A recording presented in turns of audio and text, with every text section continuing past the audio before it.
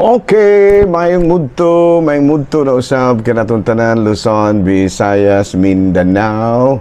Mayong mudto Philippines, mayong mudto world, mayong mudto universe. Ana napunta mga higala dinhi nga atong tulumanon sa kahanginan CONA Catechesis on Air og ako lang gihapon kini yung ubos nga alagad Reverendo Padre Edwin Academia Akap. Abi no adlaw na usab karon nga unsa man tarong adlaw, Lunes na gyud. June 2, no, bisperas na sa amuang anniversary diri sa lungsod sa Ayungon ugma man. June 3 ang amuang kalihukan. So good luck no sa among mga kalihukan dinhi, no. Unya padayo ato day nga timbayaon og may mudto ang atong talahorong obispo Bishop Polito B. Cortez. Moanay siya rong sa Ayungon rong June 6, no, kay mag-blessing itong belfry nga gipatukod sa mga maksino napit diri sa may kapilya sa San Jose, sa San Roque, no. So welcome i-welcome si Bishop diri sa among parokya, no, no. Unya ato pud nga timbayaon og may mudto nga akong mga classmate, no. Kumusta na si Padre Ubing, si Father Dami, si Padre Tonton, ug gimanusab din na sa Cebu ang akong mga classmates pud si Father Joseph Anore, si Father Kipling Agravante, si Father Joey Balsinia, Peter Nenicisario, Omen Mahusay, si kining Romrom Narca, o gingamanusab si Father Glenn Banson, o gingamanusab si Padre Monsignor din, no, Thinking ang Kahas, o gingamanusab ang akong mga classmate. Ako po din, ako din kalimtan si Father Rosdel Noel, no. Friends forever, kumusta? O gingamanusab ang ako ang mga classmate dito sa Maasin, si Padre kanang Father kisaman to mga higala Samuel Papa o si Father Dodong Cordobes. Ayan, no, good morning o good morning, good noon. Nahala, no, ano ta mga higala sa ato ang Saint of the Day. Unahon na to ang Saint of the Day nato mga higala. Duha kini sila kabuok, no. Ang usa si San Marcelino, usa kini kapari, o si Saint Peter San Pedro, usa ka exorcist o tig-abugbas mga panulay ba nya. Nakuan kina during the time of Emperador Diocletiano, no, and pagpanglutos ba sa mga Kristiyanos, nadakpan kini sila. Noon niya dito sa prisuhan kining duha, ila pong gitik advantage nga tuwa sila dito, ila pong giwalihan ang mga kuan, no, ang mga gitawag natong mga inmates dito, lakip na ang ilahang jailer, ilang warden ba. Sus, kaya nagpabunyag man noon sa Kristyanismo ang mga nakadungog sa ilahang mga pagwali. Muna nga perting sukuan ni Emperador Diocletiano o gipapulungan kini silang ulo. Noon niya, matud pa hasta pod ang mga Kristiyanos nga naabi nila nang napamatay pod sila apil hinoon. And then ang kining nagpunggot sa ilang ulo, ang executioner, mao'y naghatag ni ining maong kasapagsaksi sa ilang kamatayon. Ug gani ang maong executioner na converted po sila sa Christianity. So karong adlaw gihinumduman nato ang lain na pong patron sa Katolikong simbahan nga mao si San Marcelino o si San Pedro, no, San Pedro. Abay na mahigala, no, ara na kita sa atuang CBCP News, Balitang Simbahan, ining kamuntuhon. Bishop-elect sa Pagadian, ordinahan na, no, sa iyahang pagkaobispo karong Pitsa 13 dito sa Diocese of Pagadian. Sunod ni sila kay si Father Glenn August 14 man po, no, giukuan lang nila ning ilar ning gisunod ni aron mausara ba, no, kay si Bishop-elect Glenn Corsiga i-ordain man po dito sa kining Diocese of Ipil karong August 14, no. Unya si Bishop-elect Ronald Timonel karon mang pitsa 13 susunod ni sila, no? So malipayon kita nga doon na kita mga bag-o na nga mga obispo nga mga lagad sa Katolikong simbahan, mga batanon pa. Nya ikaduha, balita gikan sa Vatican sa gihapon na nawagan usab si Pope Leo XIV sa dugang mga pag-ampo alang sa kalinaw sa Ukraine o ceasefire dito sa Gaza Strip sa may Golan Heights tapi. Mao kadto manghigala mga balitang simbahano ni ining kamudtuhon ug ari na ta manghigala sa ato ang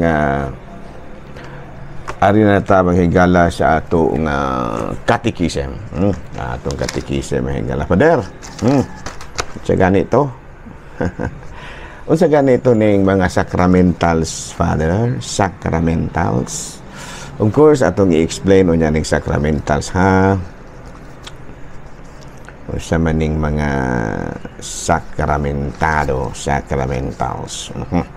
Abido, mga sacramentals mo kini ang ato ang mga popular devotion, no? Kini ato ang mga pagrosaryo, kini ato ang mga pagsaulog og fiesta, ang ato ang paghimog mga religious procession, ang ato ang mga pagnovena, mga sacramentals kini sila. Nya makatabang kinig dako to help nourish, strengthen and express our faith.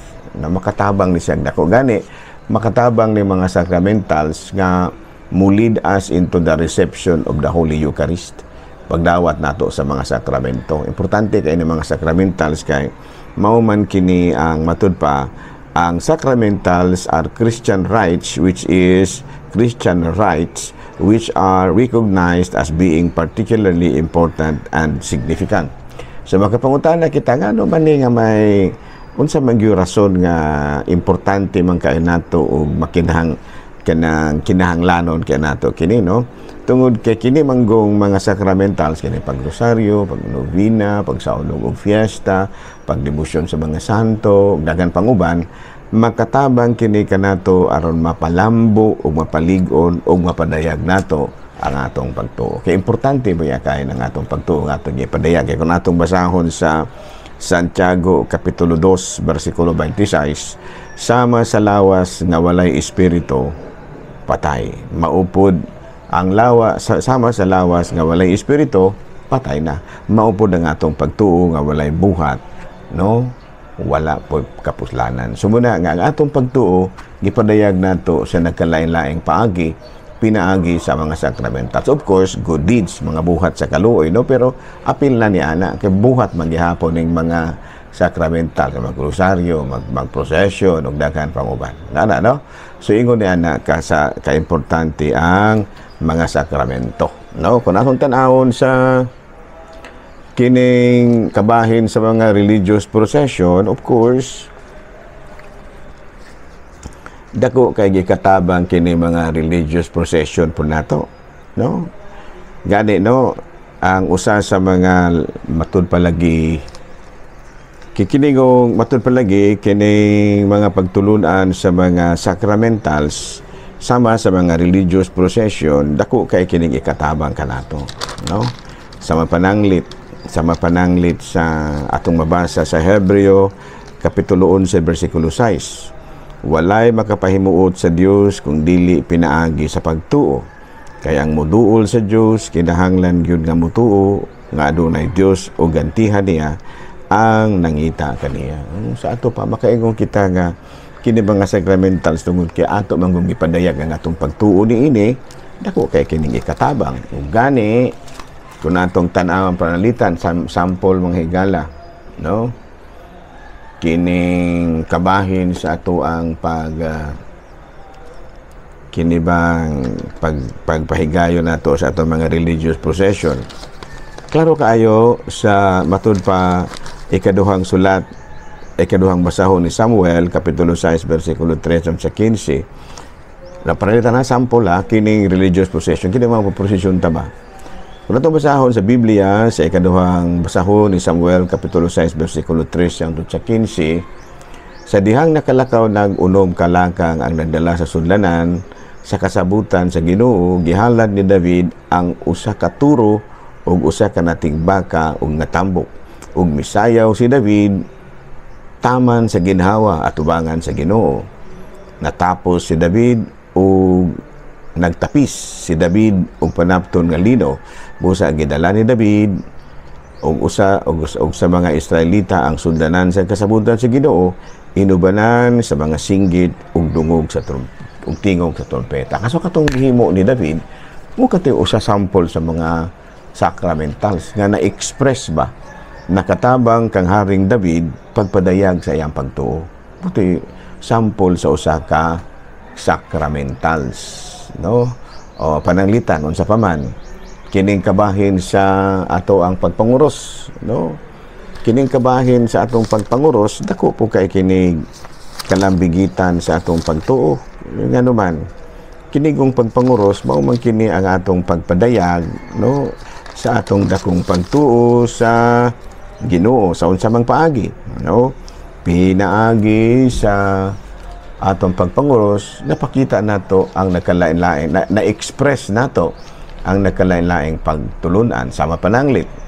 Sa atong pagpanguros, atong napadayag ang atong dakong pagtuo sa Santos nga Trinidad, na Holy Trinity. Napadayag po nato nga diha sa krus giluwas kita ni Kristo. Ato pa ang mga sacramentals, kining pagpanguro sacramentals man pud ni. So usa kini kadako kayo nga nahimo kining dako kayo nakahatag kining dako kay aduna kini dako kayong kahulugan sa ato ang pagtuo. Kaya nga naman sa mapananglit nga mituo man kita sa Santissima Trinidad o napadayag nato kini pinaagi sa ato ang pagpanguros o ang ato pong pagtuo sa krus nga isip kaluwasan sa tao napadayag pud nato pinaagi sa ato ang pagpanguros, no? Muna siya, no? Kana siya dili pagani gini siya sakramento, sacramentals pa lang na unsa ganito ang mga sacramentals: help, nourish, strengthen and express our faith. Muna nga importante kaayo alang kanato ang mga sacramentals. So kini laging pagrosaryo, no? Kasama pananglit sa ako nang giingon ganina, religious procession, no? Mismo si Haring David sa ikaduhang basahon ni Samuel kapitulo 6 3:15 nakapadayag sa iyang dakong pagtuo pinaagi sa religious procession, no? Ato pa nahimong sacramental ang iyahang pag-procession kay ganuman napadayag man niya ang iyahang dakong pagtuo o paghigugma sa Dios. Maupod sa atong maupod ang atong pagrosaryo, no? Napadayag pud nato ang atong dakong pagtuo pagsalig sa Dios kaysa atong pagrosaryo dili rabaya, no? Dili rabaya nga ang atong gipasidunggan ang mahal nga birhen lamang, kung dili mismo ang atong Ginoo. Kaya naman di sa Santos nga Rosaryo napadayag nato ang atong pagtuo sa mga panghitabo sa kinabuhi ni Kristo, sa iyahang pagkatawo, sa dihang siya gibunyagan, sa iyang pagpanudlo, sa iyang kamatayon, pagpasaan sa krus ug daghan pang uban. Kato pa pinaagi sa mga sacramentals sama sa giingon na nako nakapadayag kini sa atong dakong pagtuo sama pananglit sa Santos nga Rosaryo. Samot na pud sa pagnovena. No muna, no, nga ang sacramentals di ay gikinahanglan ginusab nga atong palambuon sa atong kinabuhi. No, dili lang kay religious kana popular religiosity, dili lang kundi tungod ka na kay nang nakatabang kini kanato sa atong pagpadayag sa atong ang pagtuo. Naklaro ba? No? So unsa pa ilain natong hisgutan kining kabong-kabahin mahigala sa kining karon bitaw, no? Kaya mga panahona nga kining nagsaulog tag fiesta. Sacramental man po ning fiesta. Naagi hapon na siya. Kaya nga naman sa sa panahon ni Kristo perting daghanang fiesta ang nahitabo. Nahimo po itong yapong sacramentals, no? Ang Diyos sa Deuteronomy, Kapitulo 16, versikulo 1, Feast of the Passover. Gihisgutan diri ang fiesta sa pagsaylo.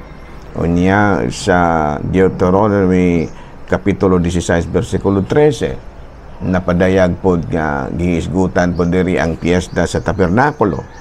Unya sa Kapitulo 16, versikulo 16, na hisgutan po ang kining piyesta sa pan nga walay patubo. Sa ato pa, ang mga piyesta nga gihimo, nakapadayag kini sa dako natong pagtuo niya. Di nato kalimtan nga ang piyesta nato is a sacramental nga mo lead us nato to receive the sacraments. Kung natong basahon sa Deuteronomy Kapitulo 16, versikulo 1, ha? Itong basahon ha. Sa ulugan ninyo ang kapistahan sa pagsaylo sa Ginoo nga atong Dios diha sa bulan sa Ahib, kay sa usa ka gabi sa maong bulan gikuha kamo sa Ginoo nga imong Dios gikan sa Ehipto. Sa Kapitulo 16, versikulo 13-14, sa uluga ang kapistahan sa barong-barong o kinibang tabernakulo ba. Sulod sa 7 ka adlaw human sa tig-ani. Kamo ug ang tanang sakop sa inyong pamilbanay, lakip ang mga buta, ang mga levita, mga langyaw, mga ilo ug ang mga byuda nga anaa puyo sa inyong lungsod. Kinahanglan nga malipayon nga magsaulog sa kapistahan, no? Sa to pa ang mga sacramentals, apila ni ana ang atong piyesta, dugay ng gisaulog. Na panahon pa wala pa mataw ang atong Ginoong Hesukristo, no? Wala pa siya matawo. Nagsaulog na ta sa mga sacramentals. Sa una wala pa na nila tawag ang sacramentals, pero karon kita gitawag na ni nato, no? Kay matud palagi ang mga sacramental is a Christian rite which is recognized as being particularly important and significant because it helped us nourish, strengthen, and express our faith. Wala daw sa mga fiesta, pagrosaryo, pagnobina, napadayag yun nato ang atong pagtuog daghan panguban. So wala daw. So mga padayon kita sa ato ang pagpuyo isip usa ka Kristiyanos, no, medieval period pa kinigisugda, no, sa ato ang sa ang pagformulate gyud ini, pero naanda na kini dugay na kaayo kini mga sacramentals nga gipanghimo, no, panahon pa nila ni Abraham, mga sacramentals katong pagsunog og mga halad sinunog ngadto sa Dios. Actually kung ato siyang i-define, mga sacramentals ginto, magpagpadayag man to sa ilahang pagtuo. So kung atong buto na hunaon, ang mga sacramentals dugay ra kaayo kini nga gihimo pero wala pala mahinganli. Ang nakahingalan ini mao gyud ang panahon sa medieval period, no? Pero may katungod man pod ang naghingalan ni ini, no, kay matud pa sa ikaduhang sulat ni San Pablo ngadto taga Tesalonica Kapitulo 2, versikulo 15, barugin ninyo ang mga among ipangtudlo kaninyo, pinaagi ba sa buhat o sa pulong. Ana, no?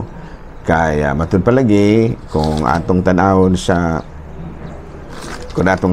Biblia, no? Kung adunay matud pa diri sa Biblia mga higala, kung ato gini siyang tanawon gyud pag-ayo, no, sa ato ang mga kasaysayan, sa ato ang mga pagtulunan, matud pa sa Mateo Kapitulo 16, versikulo 18, ihatag ko kanimo ang mga yawi sa gingharian sa langit. Yang giingnan si San Pedro, kung unsay imong